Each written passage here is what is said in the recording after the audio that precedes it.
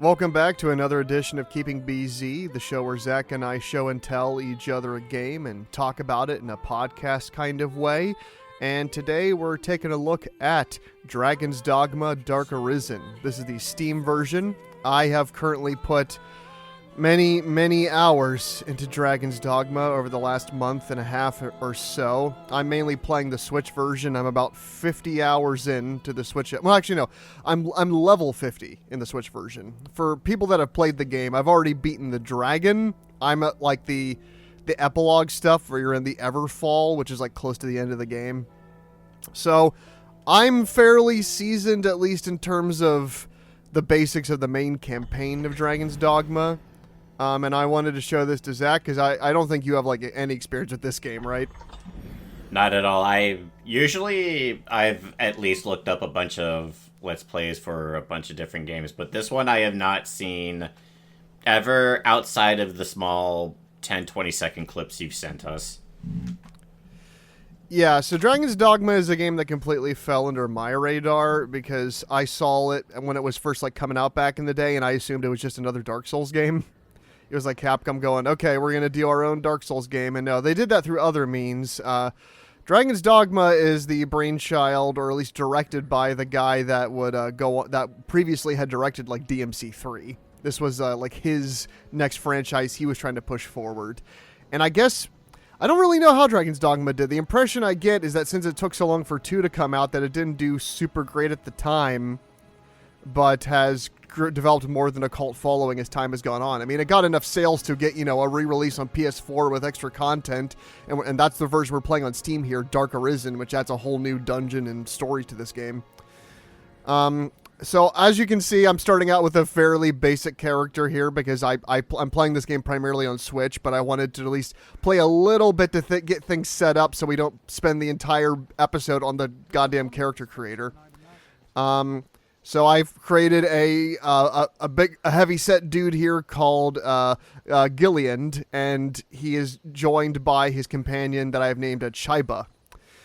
And so we're going to start out our quest here. So far, we were attacked by a dragon that attacked our village. The dragon ripped my heart out of my chest and ate it. And so we have become someone called the Arisen. And the Arisen has the ability to summon creatures known as pawns, which are fairly humanoid, like they are people, like that right there is a pawn. But their whole deal is that they're human-like, but there's a roboticness about them that they can't really express in the same way humans can. They more imitate humans. Basically an in-lore reason as to why they are AI people that just repeat their lines over and over again. But there's actually much more lore to the pawns than that you discover as you get deeper into the game. So now we're going to take a mission from Captain Mercedes here, who I tried to romance on the Switch version because I like her character quite a bit in the arc she goes throughout the story. But it's one of those games where you have to like give people items to max out their affinity, so that way you can romance them or get better in their spirits. But in order to fully put in, hey, I want to romance this character, and this is the character I want to, have the end game be that we're in a relationship, you have to you can either max out their affinity or you can get like a special ring in one of the main missions to give to them. And like a lot of things in Dragon's Dogma, I fucked up. I didn't realize, that I needed to do a mission at a specific time. And so I lost all ability to do that mission in my story. So, yeah, it's one of those games where you have to do certain missions will just become unavailable if you do other things. But thankfully, it's not Dead Rising where you fuck the entire game if you screw up doing things within the time without doing them in the time limit. Here, it just means there's a stretch of story missions you may just not be able to do, but you'll still be able to do all the main stuff. I am Mercedes. I lead the men of the enlistment corps. So is this one of those games like Dead Rising where time is constantly progressing, or is it just once you do certain story missions, other missions get locked out? Once you do certain story missions, other missions get locked out. There is missions that have time limits on them, but it's a case where, because the game has a day and night cycle, so after a couple days passed, you'll be able to, that mission will become less and less available. But for example, like a mission where I had to gather evidence for someone that's like in jail, or is going through court proceedings, you have like 3 days to gather evidence in time, but you don't actually activate the cutscene for his guilty or non-guilty verdict until you go to a certain place in town. So I was able still just to fuck around and take as much time as I needed. So usually you're okay as long as don't do this story mission at this time. But even then, I've been playing the game mostly blind, and I've been honestly having a very good time. So I wanted to start the game here where we have a boss fight with a Hydra. And the gimmick that makes Dragon's Dogma pretty unique, similar to like Shadow of the Colossus, that you can climb your enemies and slice at them. Oh, this is a game where you literally get on the Hydra's back. Oh, God. I told myself not to make the reference, but as soon as I saw you climbing, I had to. I mean, you can. You can get on that back. I also love how dynamic these boss fights are. Like, look at that. Oh yeah, it's wrapping its heads around the tower.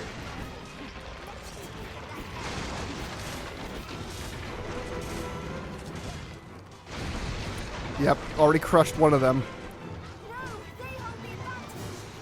So we gotta somehow get onto this thing and slice one of its heads. Oh!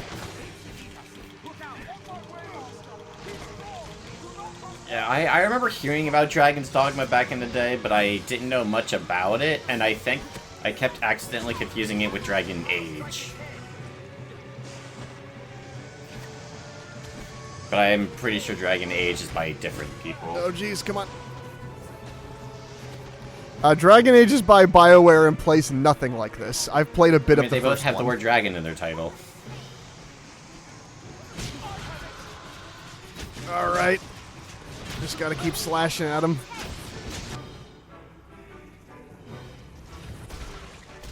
And like the first Dead Rising, the game has a similar thing where the cutscenes are actually very nicely produced in this game.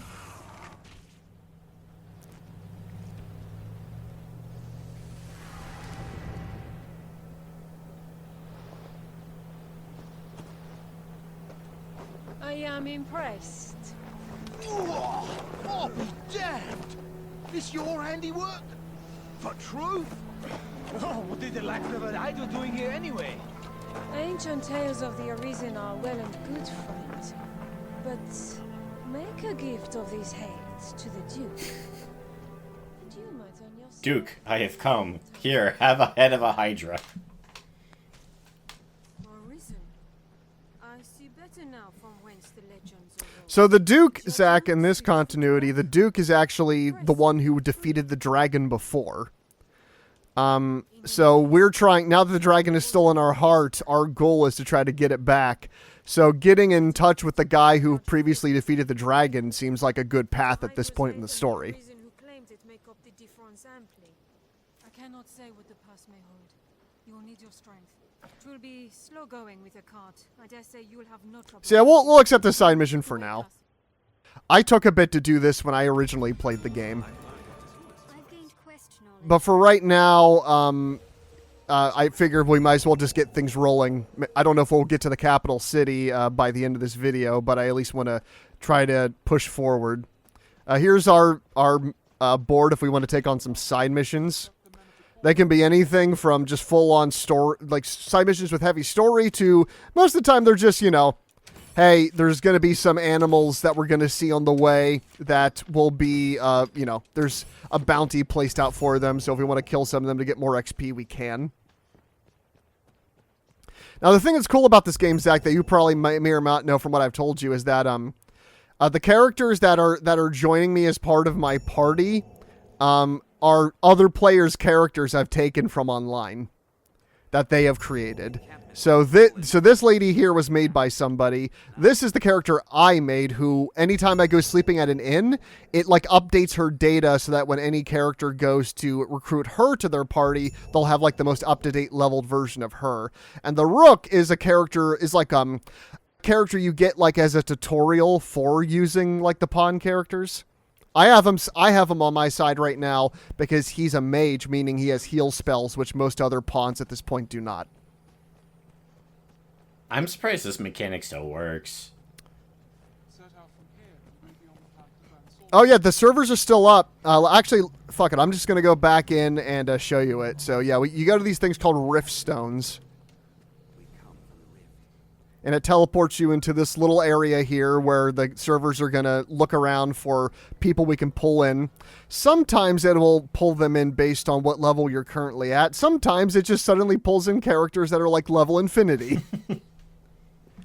And the thing is with this game is, no, you can't just recruit a character to your team that's level infinity and super overpowered. Up on the top right of the screen, you'll see we have a currency called RC. RC is like, over time, you gain it through like defeating big enemies and collecting things called rift crystals. And you'll use this to buy, like, see here, like, these characters all cost 0 RC. Higher level characters that are, like, higher level than you will cost more RC. So you will be able to recruit higher level party members than you to your party. You just need the right amount of payment for it. Okay, we have another mage lady here. Actually, yeah, let's recruit an actual mage. Instead of just having the guy who's just your beginner one. Oh, we have Kermit. Well, we gotta take Kermit. So their price is always based on their level compared to yours? Yeah, so like for example, Zach, if I went in here and because you can also, you don't just have to take the ones the game randomly generated for you. You can just search for the topped ones this month or just the topped in general. You can search for them by level, ones you've summoned in the past, or even if you have friends on your friends list, you can choose through their people they've created. So yeah, see here, depending on how far level I go up, it gets ridiculous very quickly to pay for any of these characters. But you'll gain much more RC as the game goes on. Technically, you're supposed to be gaining it by like, for example, when other players recruit your character, that gains you RC. But on the Switch version, since there's not as many people playing it anymore, I'm not really getting any. So thankfully, there are other side missions I'm doing to also help, get what I need. Okay, we got. Yes, Arisen. I don't like that. I don't like that name, or the character, or associating it with that character design. Let's see. Yeah, fuck it. Let's just get Kermit in here. Yes, Arisen. They've got the rainbow connection. You cannot take on any more followers without releasing one of Yep, let's switch him out with the default guy. honored to travel with you. My question when it comes to things like this is, what happens if there's no servers? Is there just an entire mechanic of the game gone, or is there a story way to get more pawns? So, the game has an option that is like online mode or offline mode. If your internet's out or whatever, you can still play the game. It's just that the developers have tons and tons of pawns they created that are part of just like the offline mode that you can then use instead of the ones created by players. But ultimately, in terms of like customization and all that, sometimes you'll find the player's version of pawns to be much more preferable. Oh yeah, but at the very least, there is an offline way of doing it. Right. Yes, Arisen. She doesn't have any skills, doesn't have really minimal in terms of actual like equipment, so I don't want this lady, even though I would kind of like to have a strider or an archer on my side. Yeah, let's go with this lady. Yes, Arisen. You cannot take on So we'll switch out this lady. releasing one of your current companions. I am honored. And since this is another player's pawn, we can actually gift them something for using their pawn. Yeah, let's give them some sweet pollen. We can rate the character's look, how effective they were in battle, how helpful they were. And there's like tons of different comments you can make on how you felt about how they did.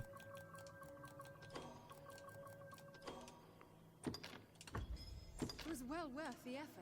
May our paths cross again. So she'll be gone, and now I have these two characters that are highlighted in blue that are now the ones I'm currently using. We can now get out of here and go back to the main game. And start heading in the direction of our next quest, which is to help Captain Mercedes escort the caravan holding the Hydra's head to Grand Soren, the capital of Granzis, which is the world that Dragon's Dogma takes place in, or at least the main country it takes place in. There are other countries outside of Granzis, because that's actually where Captain Mercedes is from. She's like the daughter of like a king from like a kingdom outside of Granzis, but the game itself will only be in Granzis. So we'll head out here, and here we are. Oh, but who's this? Creature. I saw it from my spot at the post. What was it? It's been dispatched then?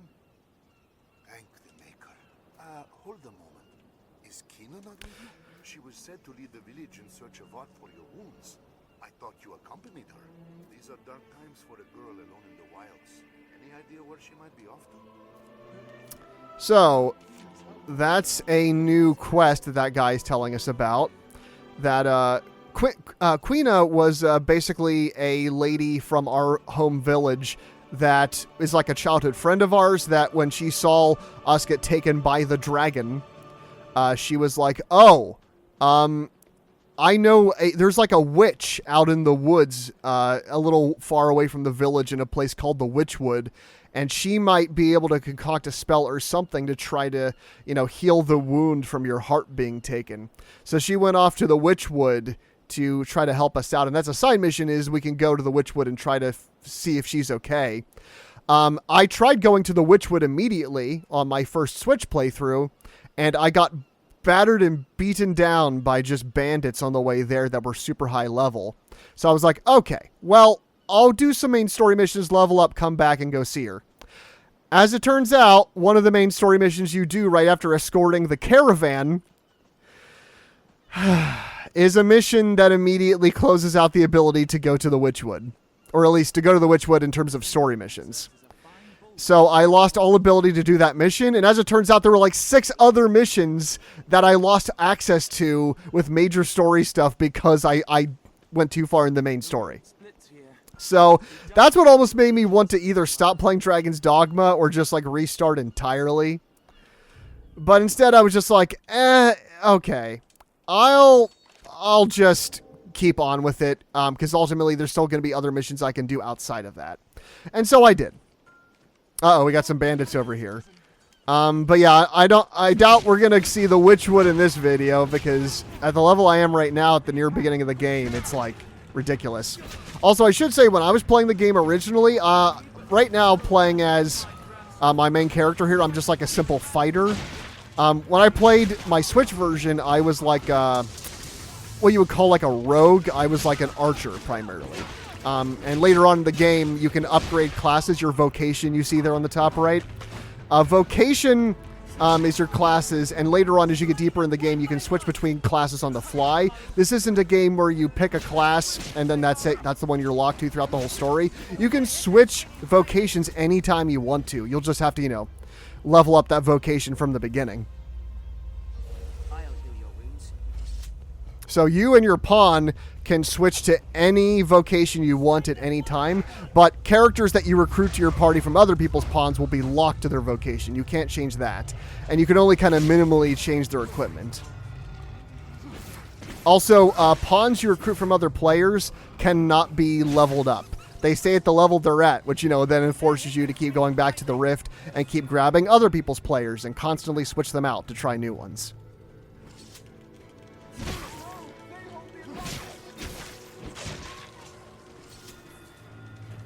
Uh-oh. One of our party members is being held down by one of the wolves.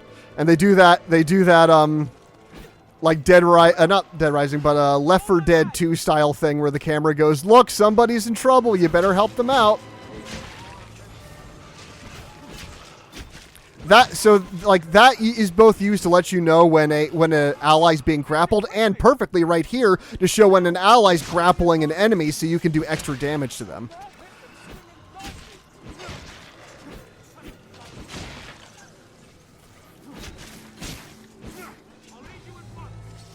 So currently we're on our way to just try to get to Captain Mercedes and do her caravan mission. But yeah, as you can see, Zach, this game doesn't really play like Dark Souls. Like, there is no dodge roll button in this game. You have a shield, or, you know, you can navigate your way around and you can run pretty fast. But there's not much in terms of like an actual dodge. Yeah, I'm not seeing a stamina gauge either. Oh, no, there is a stamina gauge. It's below your health gauge down there. See like the little orange gauge that's going down as I'm running? That's your It doesn't seem to be stamina. going down when you're attacking, though. That's what I meant. Not when you're attacking. It only goes down when you use special attacks and when you're running, and also when you're like climbing on things.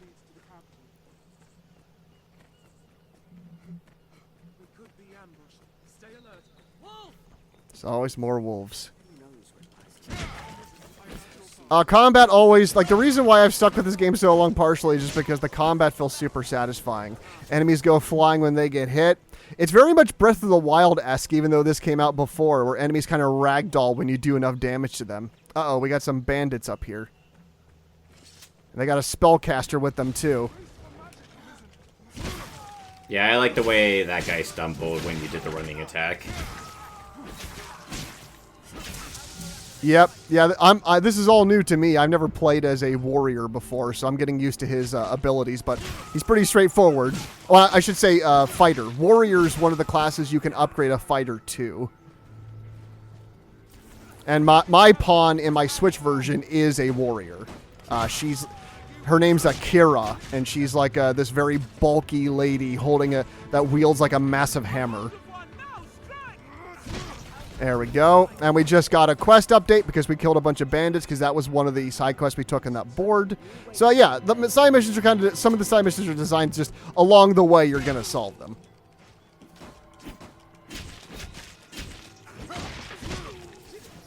Got some healing items.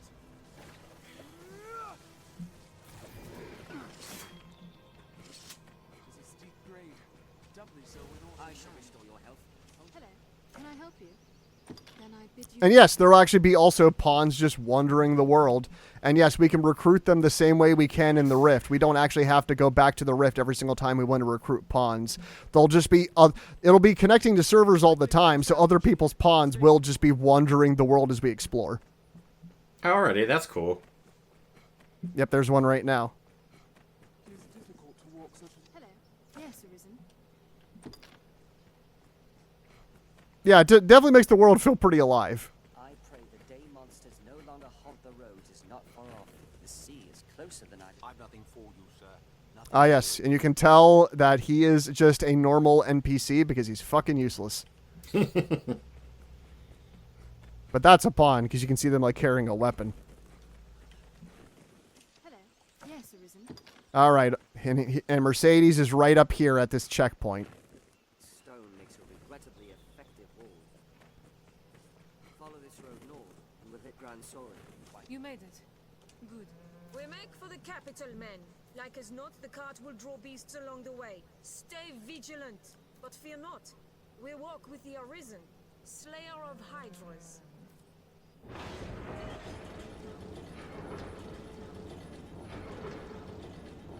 The game is fairly open world. Especially when we get to the capital, it opens up into all directions of a pretty decently sized world we explore. It's fairly quaint in comparison to games that would come after the PlayStation 3 generation, but it's detailed, it's compact, there's a lot to see, and a lot of like secret dungeons and stuff to explore.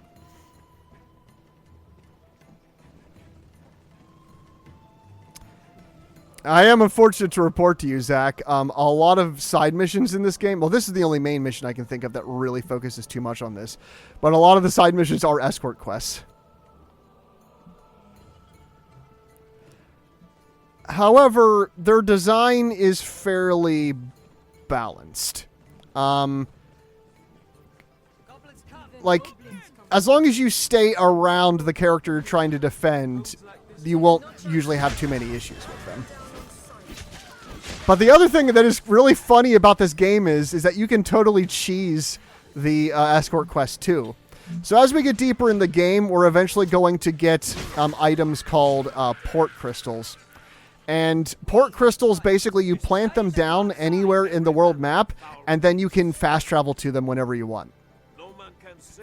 So what I've done is, half the time, I've mapped out where an escort quest is going to go, and then I put a port crystal there, then start the escort quest, then warp to where the quest ends, and then it automatically ends. Oh, that's pretty neat. So no, you don't have to walk the full way for the escort quest. You can, but you don't have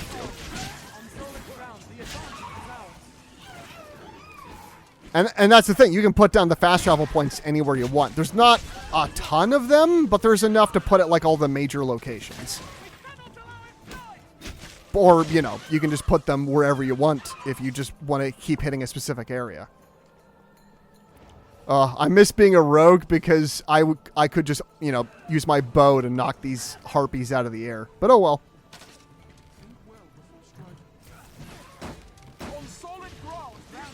What you saw me doing there is called shield summons, which is how warriors and fighters basically, you slap on your shield as a way to lure in enemies.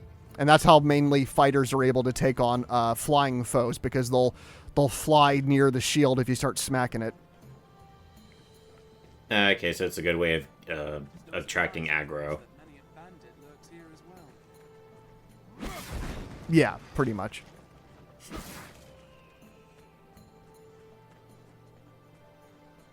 We got more harpies up here.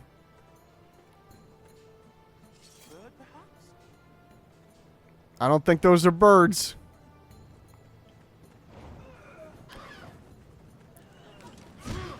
Harpies also, of course, sing, and we'll meet succubi as well much later in the game, and their songs can be very deadly.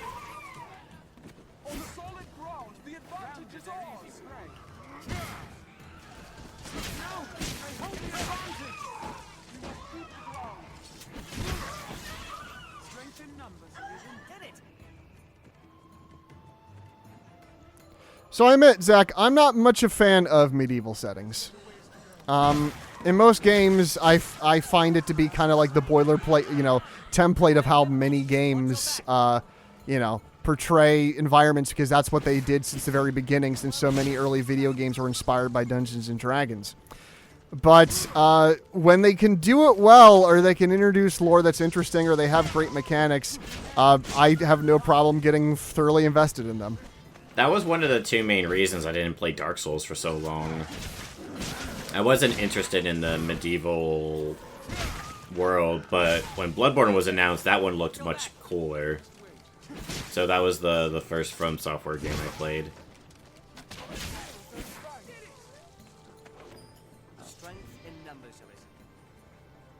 Yeah, I mean, I think Dark Souls has a much more unique medieval world than Dragon's Dogma does, but Dragon's Dogma has personality and great mechanics and good-feeling combat.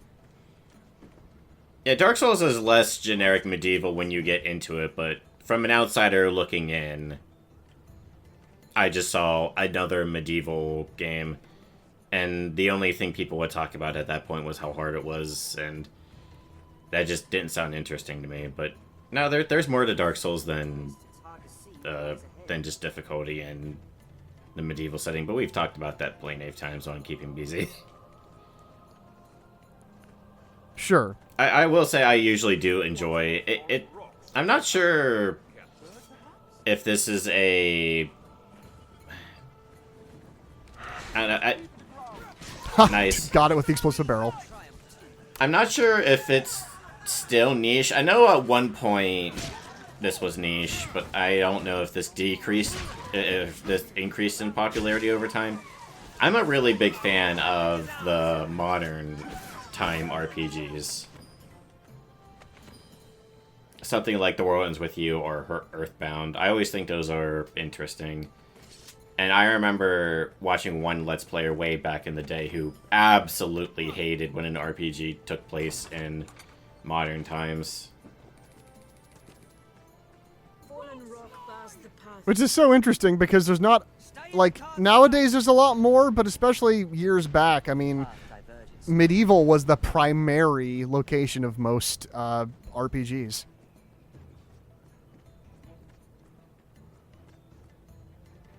Yeah, and it just got very samey after a while. Not that they couldn't still have interesting worlds, but when most RPGs just end up being about knights, sure, it might be knights that might have interesting lore, but there's still a bunch of knights. I'm seeing knights everywhere I look.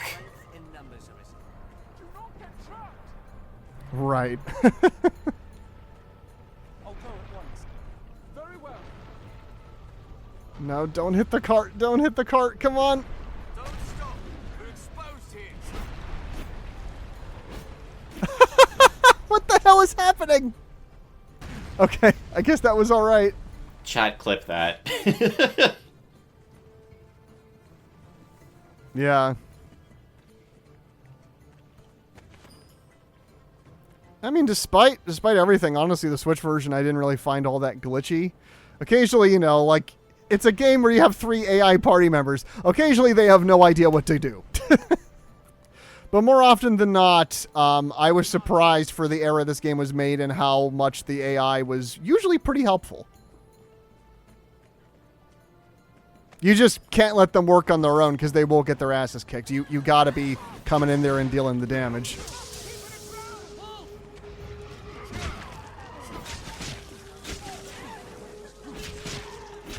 She's trying to cast a healing spell, but the enemies keep hitting her.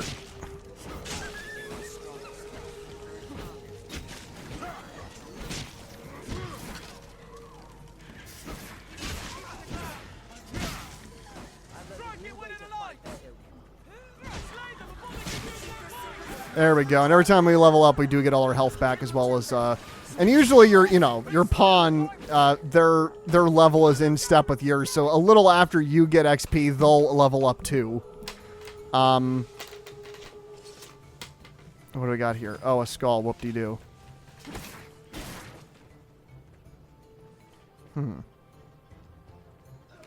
Uh-oh. Another harpy. We're getting close to Grand Soren. It's going to be just through these mountains here. You get very familiar with the layout of this world map as you get deeper and deeper into this game, because the side missions will send you all over the place. Grand Sword. I'm eager to see it.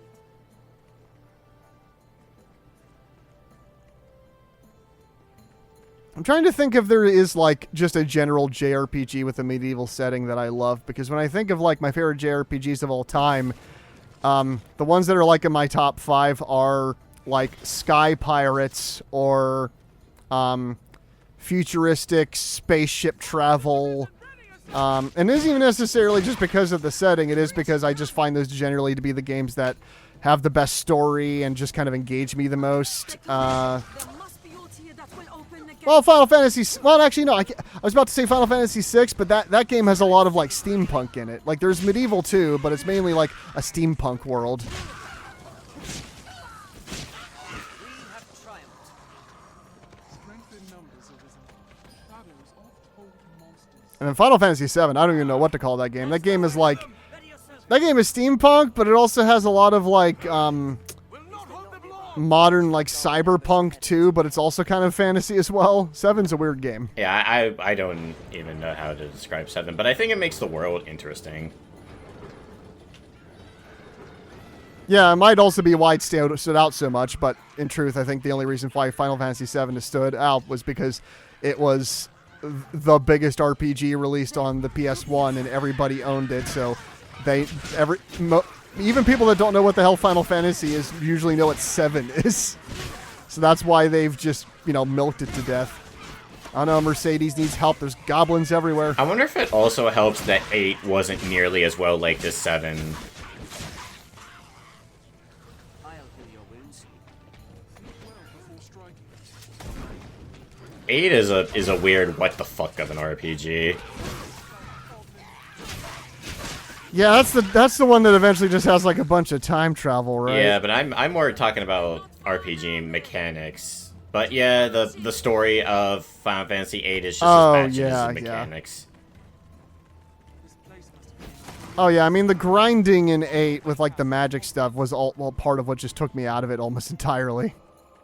They experimented, but I don't think it was a good experiment. From what I've heard of its mechanics, it sounds like an awful one. A lot of decisions just make me think, what were they going for with this game? Because sometimes you see a game with a kind of bad mechanic, but you can think, well, I can see where they're going with it. It just didn't work out. For Final Fantasy VIII, I don't know what the developers were thinking, because, like, okay, one of the weird things is the enemies level up with you, so when you get stronger, they get stronger. Keep close, Arisen. Which, you know, there's a few games that Right. do that, but leveling up is not your main way of getting stronger. Junctioning is. By attaching the spells that you grind endlessly for to the summons that you equip to your party members. So you can continuously raise stats by attaching spells to your stats, which means that you can get stronger without leveling up.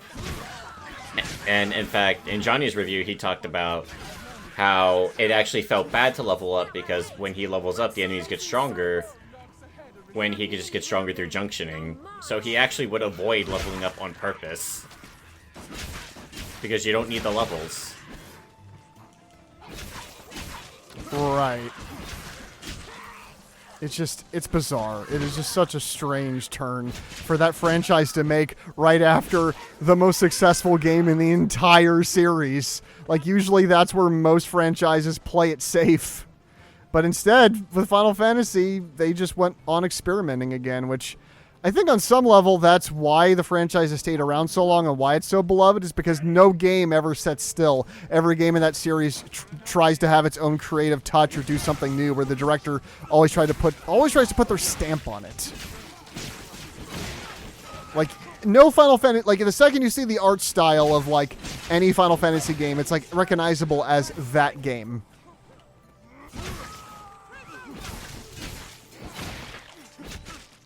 Yeah, I think that does make Final Fantasy interesting.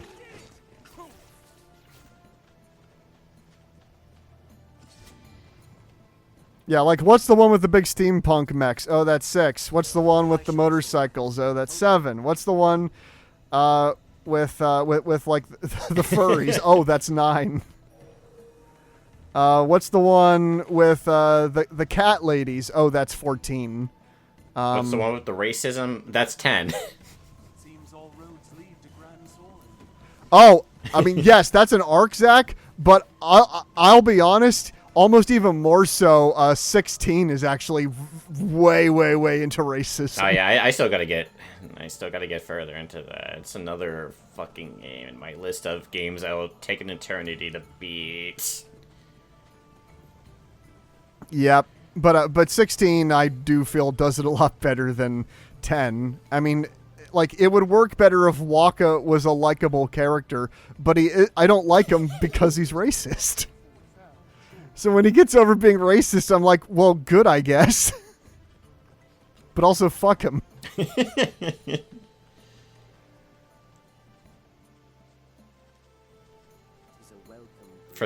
This probably isn't true, but for whatever reason, that immediately made my brain think of the sentence, you know, Waka, you were more interesting when you were a racist. Because now that you're no longer racist, you're nothing. Mm-hmm. Yeah, no, he marries Lulu, gets her pregnant, and he lives as, like, a dad. And that's pretty much, like, when you go to see him in 10-2, that's what he's doing. He's just kind of chilling as a stay-at-home dad. Providing for his family and Lulu. How much of 10-2 have you played so far? I didn't play much. I got the game. I played like a few hours of it, and it's an interesting game where it doesn't directly tell you where you need to go next for the story. Like, it gives you an objective, and then it just gives you a world map, and you can just travel to any of the locations you want. And then, you know, including the areas where super overpowered enemies will just slaughter you. So I kind of just kept looking around trying to figure out where I was supposed to go. And I kind of fell off a bit, but at the same time, I was enjoying it. I like its weird tone. And I really like how that game... I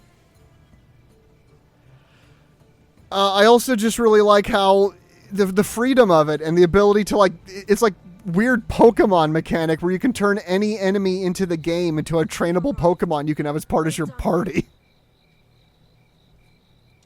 Doesn't 13.2 do that as well? His Grace will be pleased with the Corps' work.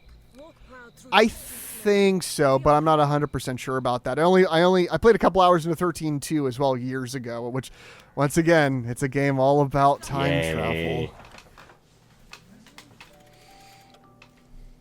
Which is cool in some respects because it shows you the future of what happens to 13's world after the first game, but also I didn't need to know.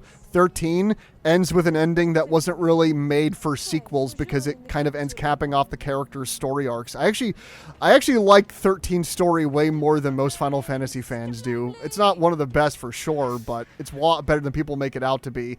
And then 10.2 just making up a bunch of bullshit. 13.2 making up a bunch of bullshit as to why there has to be another one. I just wasn't really feeling it. Well met, Sir Arisen. I am called Mason, if it please you. Now you're come to the capital a conquering hero, you'll be needing aught to do, eh? My word to you, begin with the pawns. Inquire about them here in Grand Sorin. Their kinds woven tight into the fate of the Arisen. So where is the medieval card game minigame?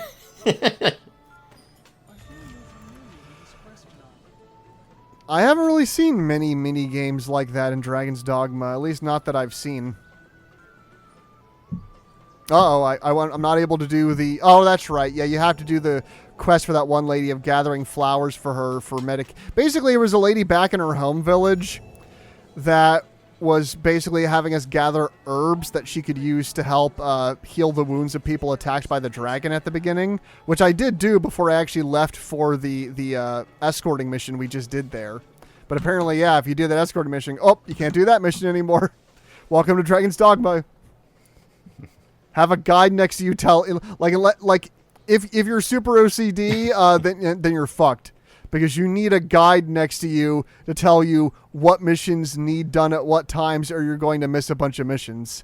And I had that moment because I am in many ways that, and I was just like, oh shit, I missed this mission. I just missed a bunch of story missions. Oh fuck, I got to start the game all over again. And then I realized how much time it would take to restart the game all over again, and I was just like, I'm just going to push ahead, and fighting my OCD actually led me to overall enjoying the game way more, because when things got missed, I was like, okay, that's fine. Maybe I'll play this game again one day, but as it is, I still have gotten a lot out of this game despite that. Just so you know, we're about 45 minutes in. Best find lodging first. Oh, really? Already? Grand source of news as well. What with folk coming in from all Grandsis. There's a fine place just inside the city gates. Just look for the sign. All right. Well, we did make it to the capital, so I guess I don't need to do too much more. This is Grand Sorin, the capital of all of Grandsis. The Duke lives up there in his castle. We got the inn right here. Weapon shop, item shop with like health supplies. There's a bar over here. This is the guy that runs the bar, the ale house. And that's the thing, like, that's what's really fun about the pawn system, is that they'll comment on everything as they explore. And the thing is that as you do side missions and as you explore areas, they will be forming a map in their minds of that area as you explore with them, or of the quests you do with them. So that way, when you, like, for example, if I'm recruiting a pawn who's done missions I haven't done, they'll give me tips or be able to help escort me through areas that I otherwise wouldn't know where I'm going. Oh, that's really neat. The pawn system is amazing. It's like, it makes me sad that this game kind of got washed over a bit back in the day, but the pawn system is really genuinely filled with just detail. You can also, like, the AI of your pawn can also be trained. You can, like, sit down with them and talk to them about how you want them to react in battle situations, whether you want them to attack the most powerful foe, the weaker foes. Do you want them to defend you? Do you want them to only take on the ranged attackers? You can change how they speak to you. You can change their personality. Like, if you want them to be, like, more flippant with you, or you want them to be, nicer or more courageous, you can do that. So a lot of times, based on, how players treat their pawns or what directions they give them to help out in battles, you may end up with a pawn with great spells and great equipment, but they suck because their AI just makes them do nothing during battles. So it's all about just finding the right combinations of things. Honestly, with how much AI is talked about, although I think it's usually about generative AI, I would really like to see modern games do more with AI and AI party members and things like that. I think it would help the modern generation feel modern, because I don't think graphics are doing it anymore. I mean, sure, the graphics are still improving. There is still a difference in PS4 to PS5, but it's not nearly as much of a jump as PS1 to PS2, PS2 to PS3, PS3 to PS4. PS4 to PS5, there is one, but it's not exciting. Right. It just kind of is... It was like, things do definitely look nicer and run a little better, but to me, like, while the PS5 and Xbox Series X generation has been a bit of a bust, admittedly, just because a lot of people kind of feel that way because not a lot of games have come out at a very consistent rate, and many times they are on PS4 anyway, which most people own at this point. So it just becomes that kind of thing where there's not really a real reason to own these, but to me, as a PS5 owner, I have found it worthwhile because I love the quality of life of both PS5 games and PS4 games, where now they load ultra fast, they run at much higher frame rates more stably, and in general, just games play better now than they've ever played. Because back in the PS3 era, I tried playing, whenever I go back to try to play PS3 games, you realize they run like shit. Like, games that were like, dual released on like Xbox, the original Xbox, and like 360 and PS3. Sometimes the Xbox version will run better than the versions on 360 and PS3 because they're so concerned with making the graphics look good, they're not concerned with how shitty the game runs. And these days, I think we're more concerned with performance than we are necessarily with graphical quality, though we do care about that too. I mean, I've always been someone... Well, okay. I was going to say I've always been someone that cares more about performance than graphics, but I would say Tears of the Kingdom is one of the cooler modern games, and on the Switch, that game runs like shit. It sure does. But it feels so very modern to me just because of everything that Link can do, and especially the Ultra Hand is so cool. And plus, it's running all of that on a handheld with a GPU that's like from 2013.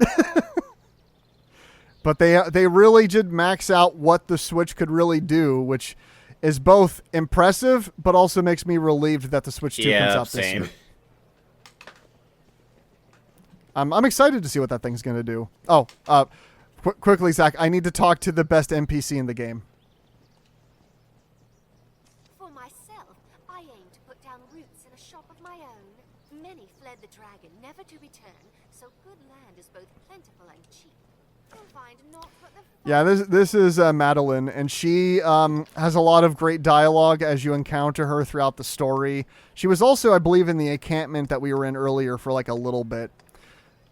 She has her own breadth of story missions you can do for her, that she has her own arcs. And what I've always really enjoyed so far about the story arcs in Dragon's Dogma is that they never go quite as you're expecting them to. They never just end with, oh, you helped me out, everything's great now, and you move on. Usually, the character arcs in Dragon's Dogma have some sort of just bad thing befall these characters, and they don't just immediately recover from it. Some of them just don't at all, or they just kind of move on with their lives to other things. Madeline ends up accidentally trading in like goods that were illegal or forged or dark that she didn't even know about, so she has to run town, and you kind of and this game, like an immersive RPG, the side missions have multiple ways they can sometimes play out based on your affinity with the characters and the side missions, as well as what choices you make in the side missions themselves that will have completely different effects on, if you can even interact with that character again. how you can take missions from them in the future, as well as just like getting extra equipment and items. Who among you has seen the dragon? Who saw it raise a village at the southern shore? So there's a lot to love about this game. I only really demonstrated a tiny piece of it in this video, but that's what I wanted to do, because Dragon's Dogma, you can get this game on like Steam and PS4 and Switch and like most consoles you can think of. And I got it on Switch for $10. And I've put hours and hours and hours into it. It's one of those things where I kind of just assumed this game was just kind of, flawed, and that's why it just didn't get its appreciation back in the day. But really, when I talked to friends, they were like, oh no, Dragon Dogma is a classic. What are you talking about? You should play Dragon's Dogma. So I did, and while I do really like the From Software games, I've had a very good time with Dark Souls. This game is in some ways more my jam. I just really like how reactive its world is, how interesting the lore is, how good the mechanics feel. The pawn system is so cool. And the combat is just very satisfying. And as you saw, Zach, like the Hydra, the boss fights in this game are dynamic. The enemies are huge. And the bosses usually have multiple different pieces to them that can be attacked. Like later on in the game, as like mini bosses in around the world map, you fight chimeras, which have the body and head. It has like the body and head of a lion, and then it has a goat head growing out of it, and then also it has the tail of a snake. And each of those parts are different interlocking elements that you can attack individually. And depending on which part of it you take down first, it changes up its strategies based on what it has left. So like the goat side can cast spells, but the lion side can like grapple you with its jaws. But if you're trying to like climb on it, the snake can grab you off of its body and throw you off.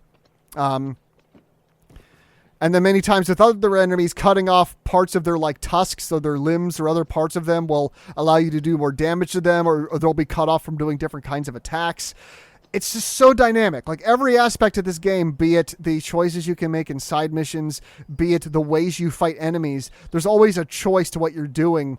And a lot of times it's just, you reacting to the chaos of battle as your pawns fight alongside you and you trying to just make the right decision to take them down.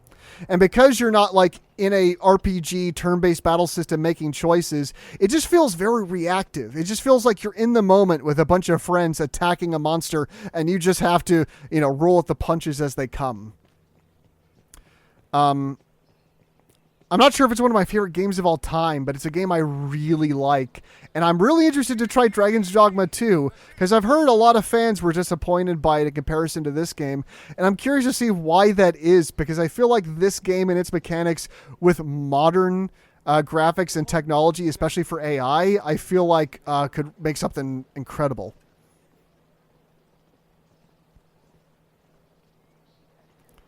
So I guess for now, we'll just stop here. If you are interested in seeing more Dragon's Dogma down the line, like me pressing forward with this character and showing off more of this game, let us know. Always make sure to, give us a like and subscribe if you'd like to see more of these videos, because we do enjoy making them. And that's pretty much Dragon's Dogma. Let us know your thoughts on it if you've played it yourself. And for now, I guess I'll sign off by saying, oh gosh, what's some of the pawn lines in this game? Strength in numbers, Arisen. Strength in the number of likes, Arisen.